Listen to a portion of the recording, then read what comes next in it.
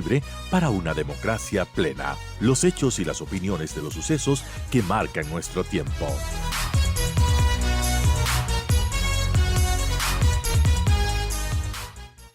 Estamos ya con la ministra de Trabajo, doña Ivonne Núñez. Aquí le agradezco por esperarnos. Estamos con unos cortes comerciales un poquito extensos en esta época, pero gracias, ministra, por estar conectada y bueno, para comentarnos algunos temas que tenemos en agenda. El primero, quizás el más coyuntural, es que ya el Ministerio del Trabajo emitió un reglamento para sancionar el acoso laboral en el sector público. Allí se establecen algunas condiciones específicas, por ejemplo, para contactar a los servidores fuera del horario laboral, que quizás es una práctica muy común ahora que tenemos el WhatsApp, que estamos hiperconectados.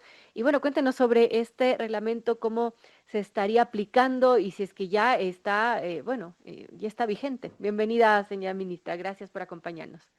Sí, muy buenos días y muchas gracias por esta cordial invitación. Y el día de hoy se va a expedir ya el reglamento sobre acoso laboral, no discriminación y violencia sexual en el sector privado.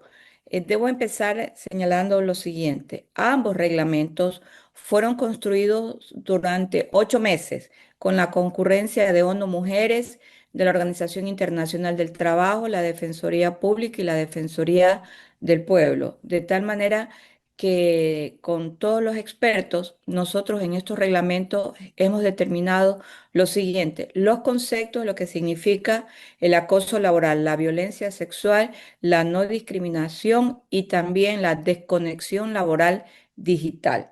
En el campo del sector público, que es el reglamento que ya se encuentra vigente, lo importante aquí es establecer lo siguiente: siempre se aperturará un sumario administrativo en el caso de denuncia sobre acoso laboral y se dará el trámite pertinente con las reservas, tanto de la persona que denuncia como del denunciado.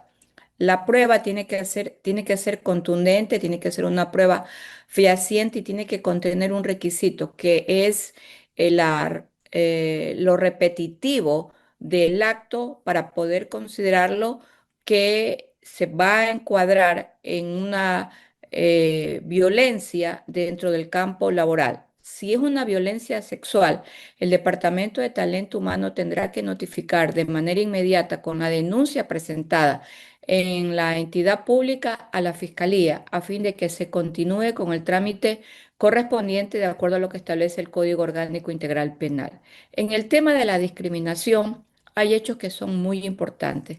Queda prohibido estar solicitando para aquella persona que va a ingresar al sector público, en el caso de las mujeres, la prueba de embarazo. De igual manera, no hay discriminación para aquellas personas que son portadoras de VIH y tampoco se puede discriminar por un antepasado o antecedente de haber sido dirigente sindical. En la desconexión digital se establece claramente que aquellas personas que son de nivel jerárquico superior no están atados al requisito sine qua non de las horas comunes laborales, sino que por el tipo de trabajo que realizan y en caso de suceder caso fortuito o fuerza mayor, tienen que estar dispuestos a seguir colaborando en sus funciones asignadas. Bien, importante aclarar esto en el tema del reglamento que usted menciona, ministra, que va a ser emitido hoy para el sector privado. ¿Son lineamientos similares? ¿Qué nos podría comentar sobre este reglamento que se emite hoy?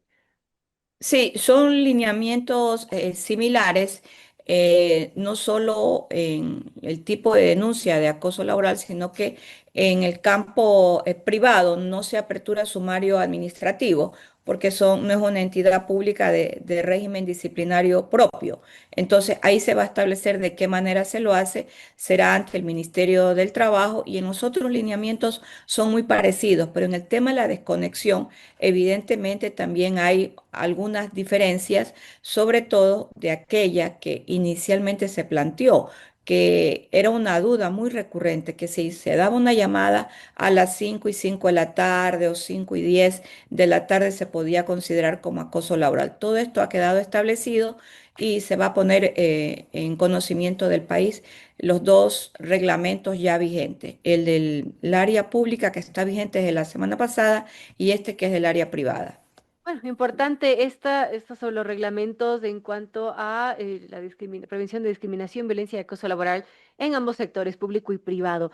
Vamos con otro tema, ministra, y tiene que ver con algo que se está planteando para la consulta popular. Es la pregunta 5 referente al trabajo por horas. Se menciona esta, es la pregunta. ¿Usted está de acuerdo con permitir la contratación laboral por horas únicamente para el sector de turismo, siempre que se trate de la primera relación laboral, garantizando los derechos laborales y respetando los derechos adquiridos de los trabajadores, enmendando la Constitución de conformidad con el anexo de la pregunta? Muchos dirán, ¿por qué se limita al sector turístico y por qué se limita también a una primera contratación, por ejemplo?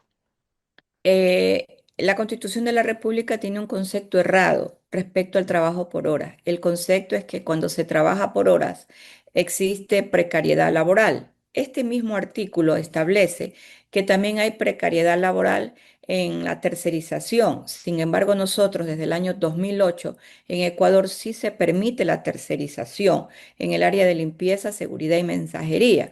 Por eso es que yo a veces suelo decir, no se lee bien el artículo y se cuestiona todo lo que se propone por parte del Ejecutivo, sobre todo cuando vienen cambios.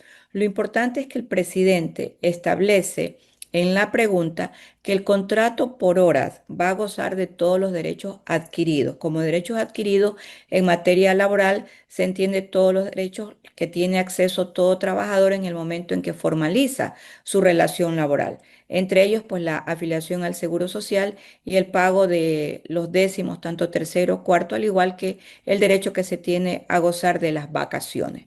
¿Por qué en el área turística? Porque es el sector que tiene en este momento mayor desarrollo en Ecuador. El desarrollo no es solo del turismo interno, sino también del turismo internacional que llega a Ecuador. Y nosotros tenemos en Ecuador una ley que es la ley de los feriados. De tal Ujú. manera que hemos identificado este sector como un sector que va a rendir, de ser aprobada la pregunta, 30.000 fuentes de trabajo. Es un sector muy importante y el Ecuador, sobre todo, va a reafirmar que la palabra del presidente Daniel Noboa sí se cumple. Entonces, como él mismo dice, van a entender que sí es posible el contrato por hora, porque el contrato no solo que es un derecho, es una fuente de realización.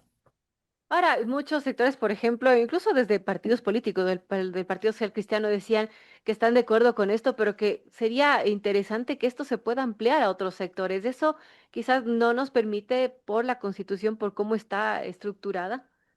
Desde el momento en que se va a ganar, porque tengo la plena confianza y seguridad que la consulta popular va a ser favorable en las preguntas que ha formulado el presidente de la República, se desbarata este concepto errado que está en la Constitución de la República desde el año 2008 y va a ser también la apertura para las modalidades contractuales para que se pueda trabajar con horarios establecidos en el contrato por hora, que además debe estar registrado en el Ministerio de Trabajo y también ante el Instituto Ecuatoriano de Seguridad Social en el momento en que la persona suscribe el contrato por hora, debe obtener de manera seguida la afiliación ante el Instituto Ecuatoriano de Seguridad Social.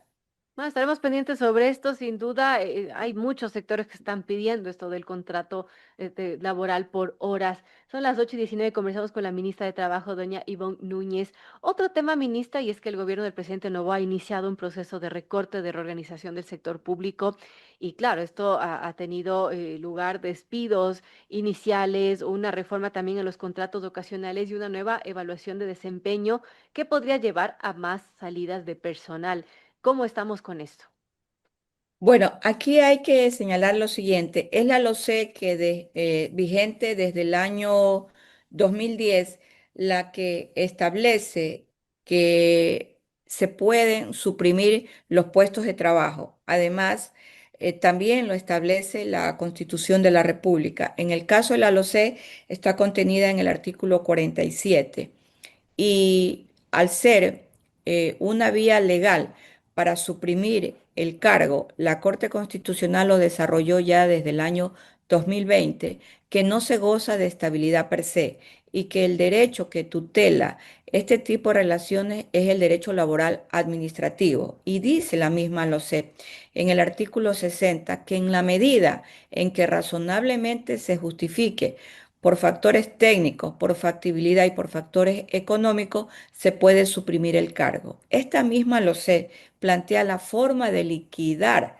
a las personas que se les suprimen los cargos. El decreto ejecutivo del presidente Daniel Noboa establece como objetivo principal la administración del Estado con las fuentes económicas que determina el gasto público en el mundo del servicio público, es decir, en el mundo de las relaciones laborales que el Estado plantea. Cuando dice el artículo 60 que tienen que haber razones suficientes para poder justificar la supresión de cargo, cada autoridad del ente del Estado que decidió suprimir el cargo razona por qué lo hace.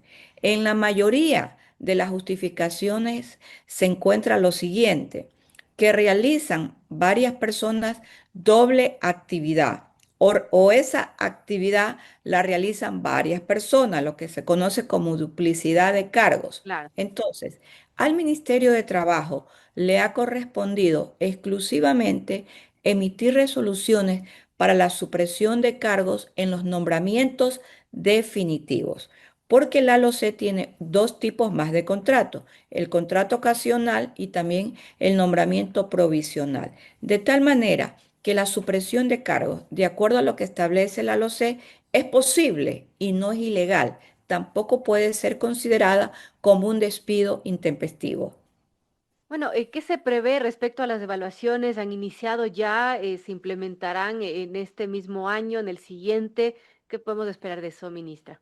Nosotros hasta el día 29 de agosto tenemos plazo para emitir la nueva norma técnica de evaluación. Hay 6 parámetros de evaluación según la reforma establecida al artículo 80 de la LOCEP. Y nosotros tenemos una norma técnica que es la norma técnica número 0041. Esta norma técnica tiene que ser reformada en razón de que tenemos que ajustar los nuevos 6 parámetros de evaluación.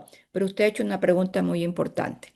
Para el año 2025, para lo que resta del año, vamos a hacer un ensayo de evaluación para que los servidores públicos conozcan cómo se los va a evaluar el próximo año. Estos 6 parámetros de evaluación que están en esta reforma que se le planteó a la LOCEP, nosotros como Ministerio de Trabajo tenemos la obligación de determinar la parte porcentual y la parte numérica, de tal manera que el país conocerá cuáles son los parámetros para ser evaluados y también la parte numérica y la parte porcentual, lo que se llama o se conoce como ponderación. Bueno, muy importante y una pregunta final porque ya tenemos que terminar esta entrevista, pero nos puede comentar sobre la firma de un convenio con el Ministerio de Perú, esto para impulsar estrategias para la prevención del trabajo informal. Cuéntenos un poco sobre esto, ministra. Sí, Perú tiene mucha experiencia porque es uno de los primeros países que en América Latina tuvo lo relacionado a el trabajo informal. De hecho, hay muchos estudios que se dieron en la sociedad peruana respecto a por qué había crecido la informalidad en Perú. El número de informales en Perú oscila entre 8 a 9 millones de personas. Nosotros aquí en Ecuador, de acuerdo a lo que señala el INEC, tenemos 1.700.000 personas. De largas conversaciones que hemos mantenido los ministros de trabajo de la región, nos interesó conocer cómo se había diseñado la política de formalizar a la informalidad en Perú. Ellos empezaron con un rango, que es el rango del censo, de conocer en qué áreas, en qué ciudades, en qué regiones aumentó la informalidad en Lima. Entonces, el convenio tiene por finalidad y objetividad tener dos campos. Primero, tener la base, cómo lo hicieron ellos y cómo lo podríamos nosotros también implementar acá en Ecuador. Esa es la finalidad básica del convenio en la parte de obtener la información. Y la segunda, la búsqueda de la formalización de la informalidad. Nosotros, estos dos problemas que tenemos, tanto en Perú como en Ecuador, que era la búsqueda de los datos porque el INEC en Ecuador nos dice un número, pero Claro. no nos dice las regiones, no nos dice las áreas, no nos dice la ciudad, no se identifica. ¿Cómo lo hizo Perú, que ya lo identificó?